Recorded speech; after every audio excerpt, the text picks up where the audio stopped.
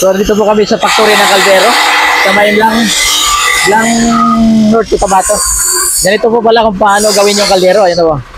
Tangkita po natin yung paggawa ng kaldero. Sir, video lang ha. Ganito lang pala ginagawa yung kaldero.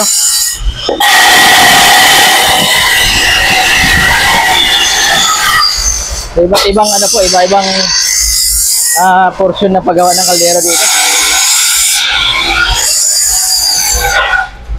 Ito yung hulma po pala nalilito ng kaldero.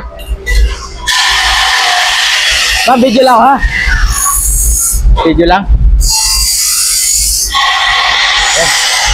Dito po nilulusaw yung mga aluminum. Oh. Matindi ang init po. Yan.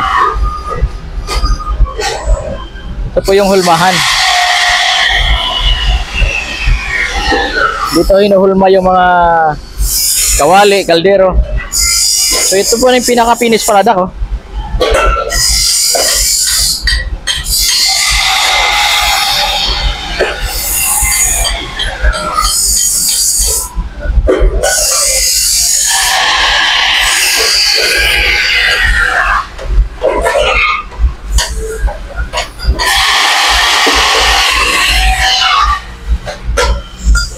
So dito ginagawa yung mga hawakan.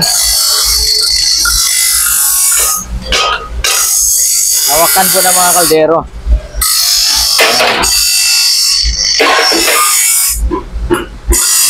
Tara? Ha? Ibidyohan lang ako. Ha? Ha? Ito lagi natunaw. Ano na sila yun? Labas ha? Labas niya?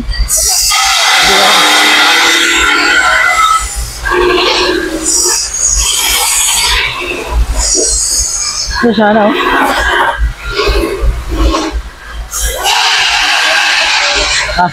Ito pala. Ito po yung mala.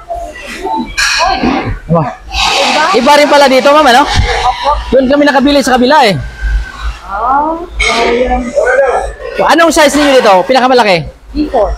B4, ito. Magkano dito? Ano ka po? 7,000 lang kapit. Wala? 7,000, ano ka po? Kung ano, retail, magkano yan? 1 Ha? 2-1? Ah, same lang doon.